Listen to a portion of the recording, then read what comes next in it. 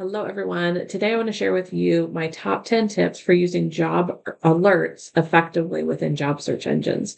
So, my first tip here is to make sure that you are defining what your ideal role is. If you don't know what that ideal role is and you're not specific in what that role is, then you're going to have difficulty pulling in more focused searches and what you're looking for. So, you want to make sure when you're defining your ideal role that you're being very specific.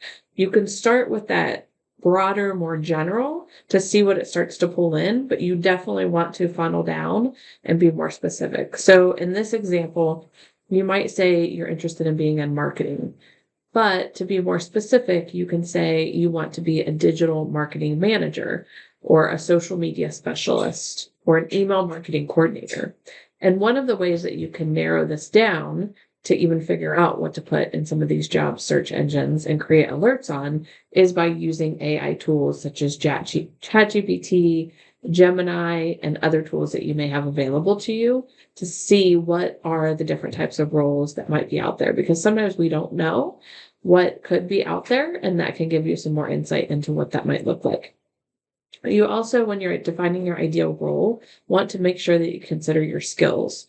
So you want to use keywords that highlight your expertise. So if you know about SEO, you could put that in to do a search. It doesn't always have to be the title. You can use a handful of skills and separate those with quotation marks and the word and put a couple of those together to see what comes out. So you could put in quotes content writing or put in quotes data analysis, those types of things related to your skills to see what kind of jobs pull up in the job search engines that you can create alerts on. You also want to think about if you have an industry focus that you want to stay in. So say it might be healthcare, technology, nonprofit, whatever that might look like. If you don't have an industry, leave that off and don't worry about that. Sometimes you can filter on those. Other times you could put those, if there is no filter for the type of industry, you can put that in your search to narrow it down even more. So our second tip is location, location, location. So if you are open to remote work, you want to make sure that you include remote, work from home, or telecommuting, whether that's in your search or using the filters that are available in the job search engines that you're looking at. You also want to make sure that you are as flexible as possible with your location. So think about cities that are nearby, or even if you're open to relocating, what are some of those cities that may be included there? One thing that's really nice if you're looking on LinkedIn is you can say that you're looking in, it may be like for me, I'm in Ohio. I could say the Columbus metropolitan area.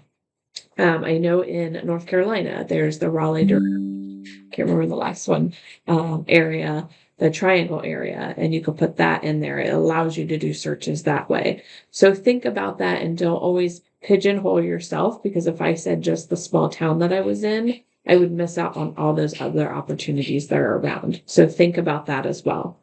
And then some job boards will allow you to select a distance for a preferred location. So think about how many miles away.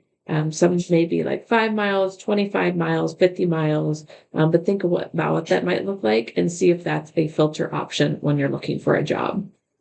The third item that I have for you, the third tip, is think about what are your salary expectations and get really clear on setting a range and what is the lowest salary you can walk into versus, the maybe the expected or the average, and then maybe a higher salary, and make sure that that is going to fit your budget for what you're looking for.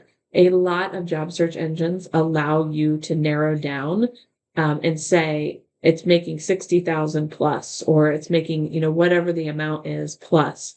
And you could put that in. If you are unsure for a job that you're going into, and especially maybe an industry, you can use things like glassdoor.com to find salary ranges for roles and salary.com to find those types of things. So make sure you leverage those tools to figure out what your expectations are.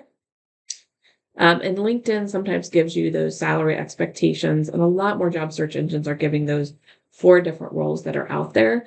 I have definitely found that glassdoor.com and salary.com give the most, I would say, accurate, and especially with the years of experience that you have, the education that you have, the location, and things like that. So make sure that you're using those. Tip number 4 is think about the company size and the type that you're looking for. So is it a startup? Are you looking for a large enterprise corporation? Do you want a more established company? Can it be a new company? Are you looking for nonprofit? Are you looking for profit? Think about the values that organizations have when you work for somebody, work for an organization that falls under one of these. What I've had clients do in the past is create maybe a top 10 list of companies that they would be interested in looking at, and they can create alerts either within their job search engines that they use or on the company's site itself, and get alerts from the company when they have different roles related to your area of expertise and interest, and those can be sent to you via email typically. Number 5, don't just stick to one job board. Don't put all your eggs in one basket. You want to use different job boards. So you can use Indeed, Simply Hired is a really good one, LinkedIn, Monster, Glassdoor, company websites. There are some that are specific to certain sectors. So dice.com is one that's good for tech type of roles.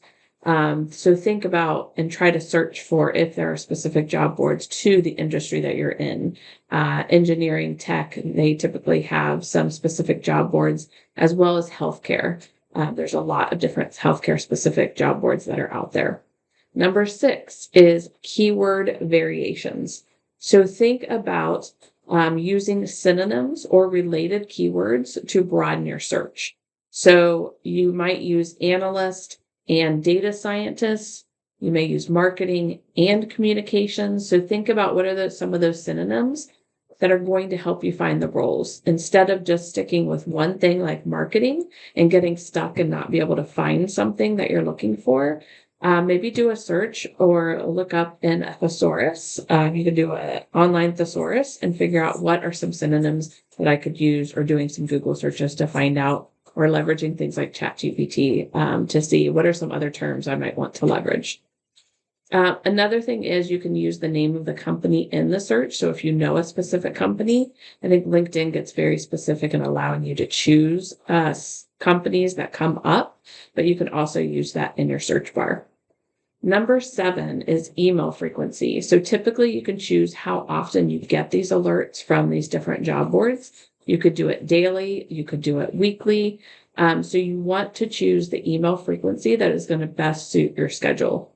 Daily alerts can be overwhelming, but weekly alerts could make you miss different opportunities that may come up. So think about the job search engine that you're using. Maybe you try daily, and then you start to see what's coming into your inbox, and you change it to weekly if it's not pulling in some of the things that you're looking for, or maybe you need to tweak your filters and your search boxes for those to get more of what you're looking for. Number 8 is to refine and adjust. So you want to analyze, and I had just mentioned this, you want to analyze what is coming in on your alerts.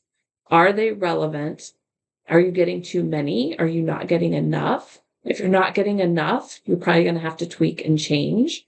And to make sure that that net is cast a little wider, maybe you need to change different language you use, loosen up your filters a little bit. If you're getting way too many, maybe you need to narrow down and tighten up the filters that you're using.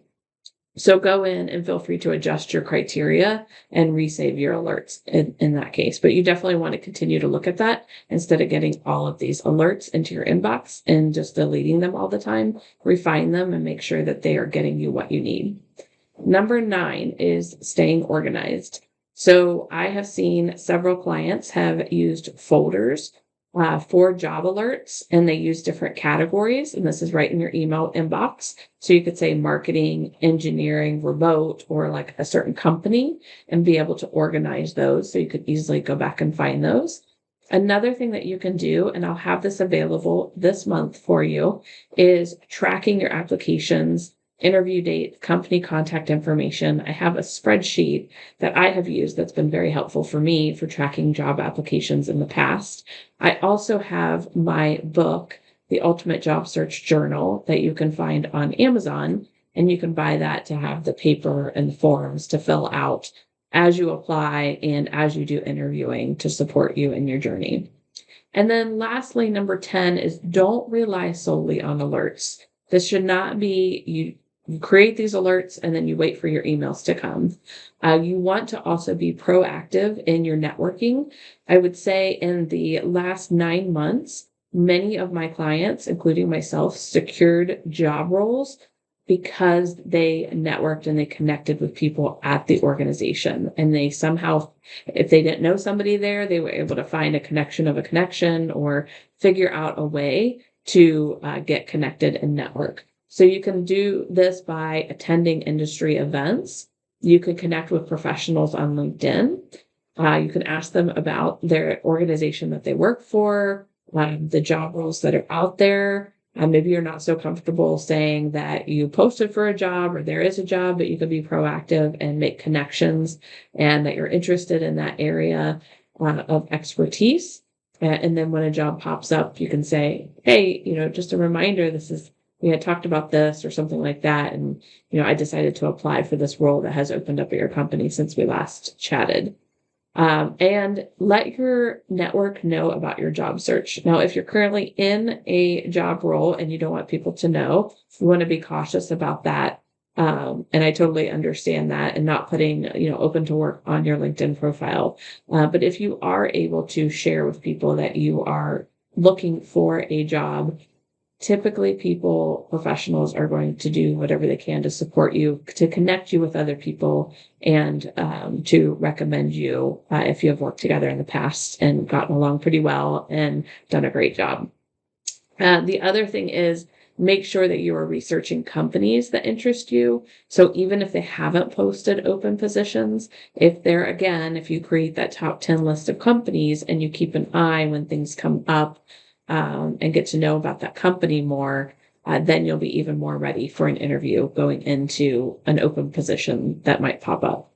So these are the 10 tips that I have for you on using job search alerts effectively. So I'm going to go over those really quickly one last time. So the first one is define your ideal role, location, salary expectations, company size and type, multiple job boards, keyword variations, email frequency, refine and adjust that criteria in your alerts, staying organized, and then not relying solely on alerts. So I hope this information is helpful. Drop a note below and let me know if one of these kind of stood out to you, or it's something that you're going to look to do, whether you're in your job search right now or you are eventually going to be in a job search journey, or if it's something that you can share with somebody else. Drop a note and let me know what that is. And I hope you have a great day, and I'll see you all later.